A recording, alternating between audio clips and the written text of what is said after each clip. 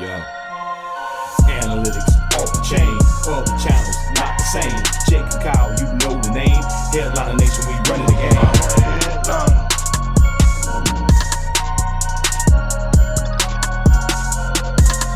I'm a headliner. What is going on, Headliner Nation? Jake, Fantasy Headliners. Hopefully everybody's doing well out there today. We're talking about our top 20 quarterbacks and our top 40 running backs here for Week 17 fantasy football. It's championship week for so many people, and the rankings videos are coming out a little bit later here on Thursday than typically we do, right? Because Kyle and I wanted to make sure we gave it another once over through the rankings to make sure we're kind of setting you guys up to succeed here so we can walk away with as many championships as possible. Now, you know the drill. Typically on this show, I give an item away from Pristine Auction that we opened the prior week on our tailgate show. Well, last week was Christmas, so we didn't have a tailgate show. So I didn't open up a mystery box. So what the hell am I going to give away this week? Should I just bypass the giveaways? I think you know us well enough by now that we give things away all the freaking time. So our partners over at Manscaped hooked us up with a Manscaped Perfect Package 4.0. How do you enter this giveaway? It's super simple. Leave a comment down below that says, hey, I'm interested, and then hit that like button on the video to help us share this out to as many people as we possibly can, even though the season is coming to an end. Now, I have to throw this in here. I have to let you know. Continue signing up for Pristine Auction accounts. I'm talking with these guys and trying to extend all these mystery boxes into 2022, but we need to have the signups on their site. So head over to pristineauction.com, create yourself a new account, and use the promo code HEADLINERS. They're going to email you a $10 off coupon. Your account will be set up, and whenever you're looking to purchase something, you're already good to go. It doesn't cost you anything just to go sign up for that free account. So do that now so we can continue to get some cool mystery items in future weeks. There's some big boxes left over here that we're going to open up a couple here on the tailgate show here this week. So make sure you stay tuned for that. But now is the time that we head into the rankings, and we're going to start here with our quarterbacks, our top 20 quarterbacks here for Week 17. And you know how we do rankings. It's just a quick rundown here of all these names. If you're looking for deeper diving analysis, that can be found on the Start Sit video. But for the rankings, number one, we got Josh Allen with the Bills. They still got something to play for in a great matchup against Atlanta. Then we got Patrick Mahomes going up against Cincinnati, and Cincy we know can put some points on the board. Patty Mahomes could have to throw for all four quarters. Tom Brady here at number three. Yes, he's lost Chris Godwin. Does he have Mike Evans? We know they just got back Brashad Perryman. We know they have AB. We know they have Gronk. Still plenty of weapons to go out there and have himself a very good fantasy day here this week. Got him at number three, followed by Matthew Stafford. Pretty high here for Matthew Stafford, but it's a great matchup going up against Baltimore, who just allowed over 500 yards passing to Joe Burrow in the Bengals. Like Matthew Stafford's chances here to have a big fantasy day.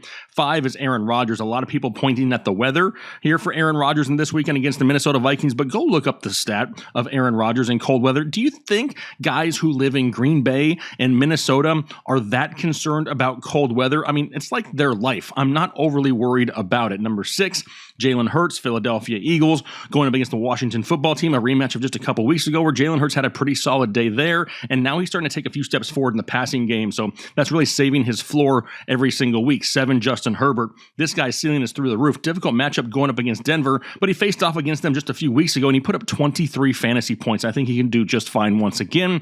Going to take us to 8 and 9. These two facing off against each other. Dak Prescott, Kyler Murray. Now the Cardinals need to get their together, if you know what I'm talking about, because they've been struggling here over the last month of the season. Dak and the Cowboys, great last week, but they need to have some momentum going into the playoffs now that they've clinched as well. Both these guys are going to take a few spots down in the rankings just because their teams have clinched already. They still need to get that momentum, but I'm going to drop them down just a few spots. Number 10, this is where I have the Tiger King, Joey B, Joe Burrow, Cincinnati Bengals, who's on an absolute tear. And right now, this Bengals offense is pretty dang scary because all their wide receivers are getting going, and we already know Joe Mixon is a stud. 11, that's going to be Russell Wilson of the Seattle Seahawks. He's got a matchup at home against the Lions. They really don't have anything to play for here, but Russell Wilson, as of late, has been a pretty safe quarterback, going out there and throwing for 2 touchdowns in 4 out of his last 5 games. So that's why I got him at 11. 12 is going to be Kirk Cousins, Minnesota Vikings, in that matchup going up against Green Bay. Now, Kirk Cousins, another one of those guys that just has a safe floor, and that's why he's not higher in these rankings hardly ever. He's going to hover right around that 18 fantasy point mark every single week of the season, and I expect the same this week. Got him at 12.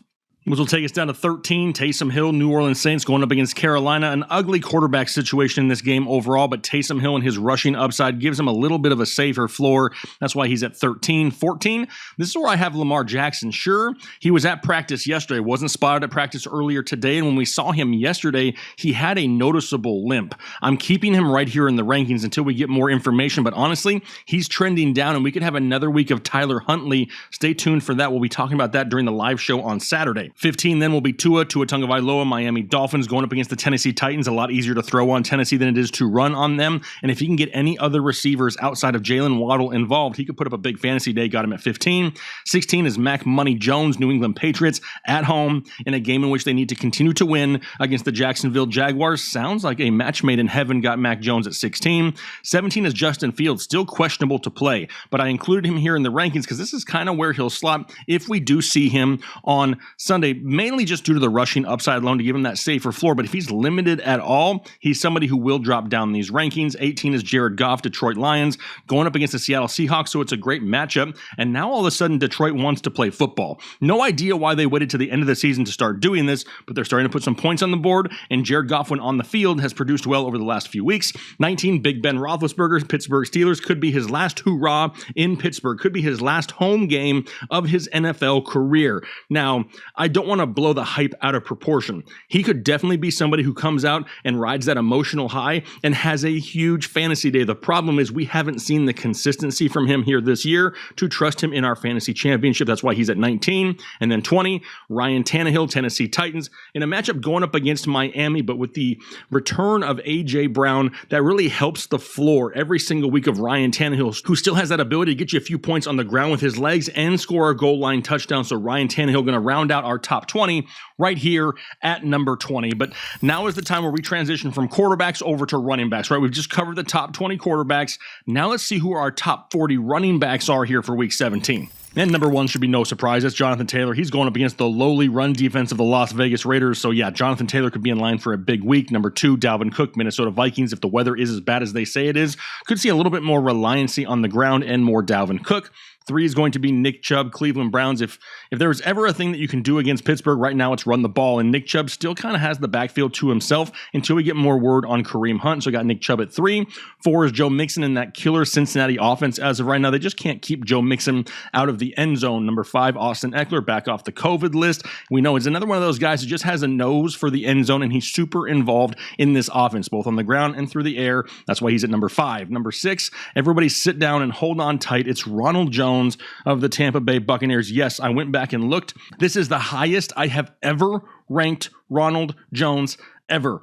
But we know there's no Leonard Fournette. I'm not overly worried about Keyshawn Vaughn and his one big play last week. Ronald Jones is in line to get a full workload against the New York Jets, who allow a butt ton of fantasy points to opposing running backs. That's why I got him at number 6. Which takes us to number 7, and Najee Harris, Pittsburgh Steelers, Monday Night Football against the Cleveland Browns. Najee going to be heavily relied upon here once again, and it wouldn't surprise me if we see him more involved in the passing game this week, which could really raise that floor. Got him at 7.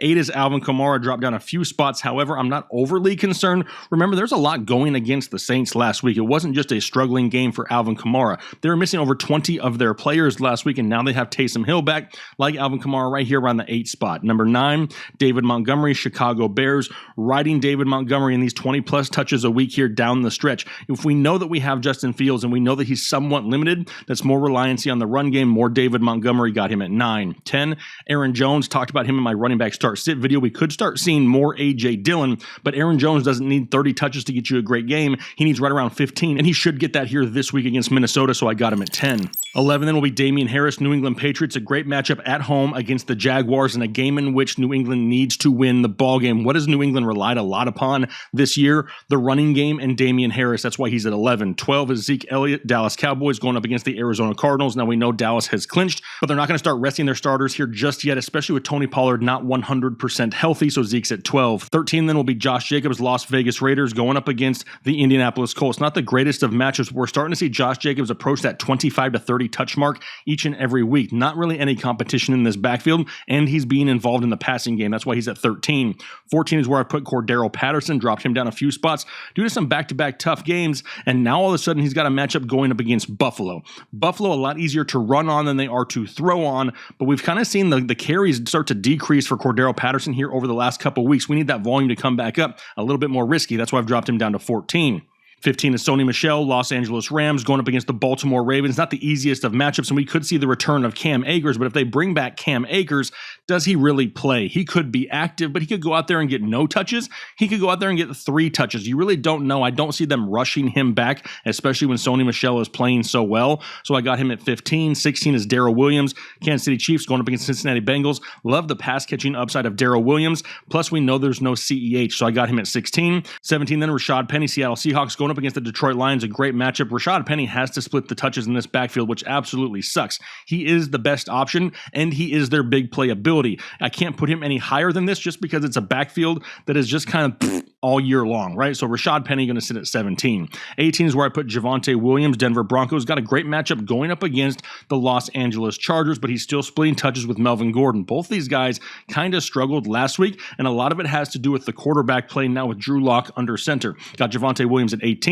19 is Chase Edmonds. I'm not entirely sold that we see a full workload for James Conner. They need this guy to be healthy going into the playoffs, so we could see more Chase Edmonds this week going up against Dallas. Got him at 19.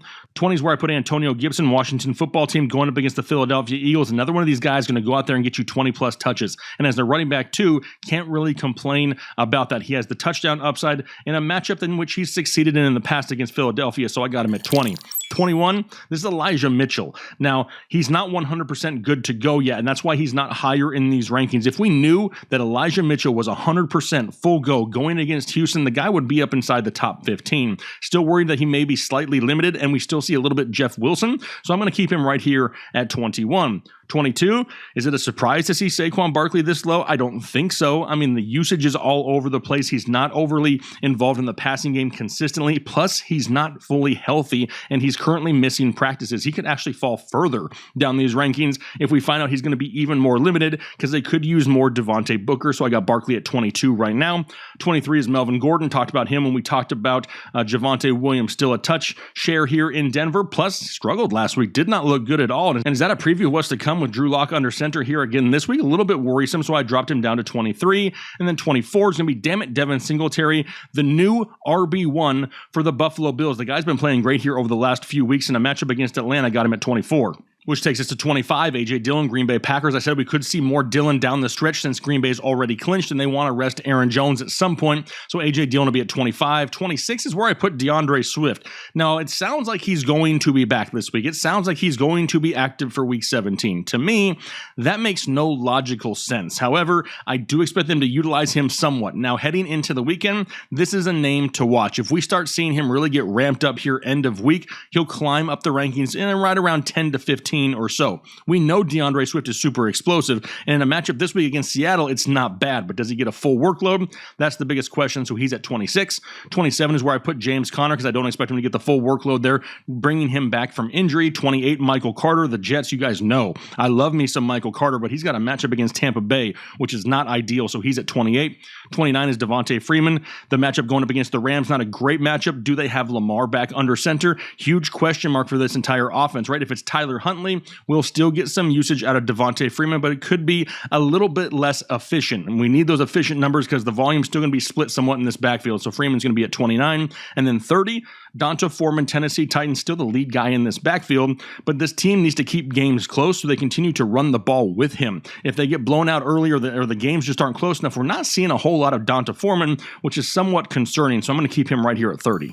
Which takes us to 31, Ramondre Stevenson in the matchup going up against the Jacksonville Jaguars at home in New England. We talked about New England having to run the ball and win this ball game. That's why I put him at 31.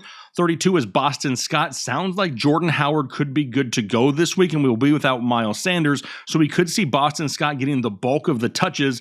Probably just not the goal line work if Jordan Howard is active, and that's a little bit worrisome. But Boston's got a little bit more of a big play guy, so I got him at 32. 33 is Jamal Williams because I'm not overly sold that they just give everything to DeAndre Swift. 34 is Dare Ogunbala Walla Walla of the Jacksonville Jaguars. Tough matchup for this guy. Everybody was super pumped to throw him in their lineup after last week, but they kind of forgot that last week was a lot easier matchup against the Jets than it will be this week going up against the Patriots. So I got him at 34. 35 is Mike Davis of the Falcons, just because Buffalo's been, pretty piss poor against the run here end of season. I'm going to have to include Mike Davis a little bit because he's getting equal touches to Cordero Patterson right now. So he's at 35.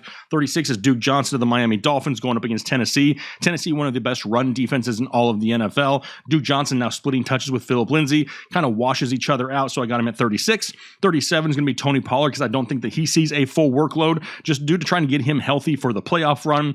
38 is Devontae Booker, somebody who could definitely climb up these rankings if we have less and less production from Saquon here as the week progresses. Devontae Booker, a viable backup for the New York Giants, whose offense overall just plain old sucks. 39, Chuba Hubbard. He's having to deal with Amir Abdullah. Do we see Cam Newton on the goal line packages here this week? They know that they're starting Sam Darnold. Just a huge mess in Carolina. No consistency, so Chuba's at 39. And then 40, Derek Gore, Kansas City Chiefs. We expect him to split touches in this backfield with Darrell Williams in a matchup going up against Cincinnati. If Kansas City can get a lead, they're going to want to pound the rock on the ground. Derek Gore could be one of those guys second half that could rack up some touches and potentially find the end zone, so I got him right here at number 40. But that's going to wrap up the top 40 running backs and the top 20 quarterbacks here for Week 17 fantasy football. Do not forget, leave the comment down below. Are you interested in the Manscaped Perfect Package 4.0? All you got to do, leave a comment down below. Let me know you're interested and hit that like button here to end the season. Looking forward to giving that away, but don't forget, we have a tailgate show coming out tomorrow. We're going to be doing a tailgate chef segment. We'll be doing pristine mystery box openings. Tater will be here giving you a weather update, some end of the week news, all kinds of information coming at you here this week. So make sure you stay tuned for that. But hopefully you guys are having a great day. Hopefully you're ready for your fantasy championship run because we're looking forward to hearing all those championship stories down below in the comment section. So have a great rest of your day, a great week, and we'll talk to you later.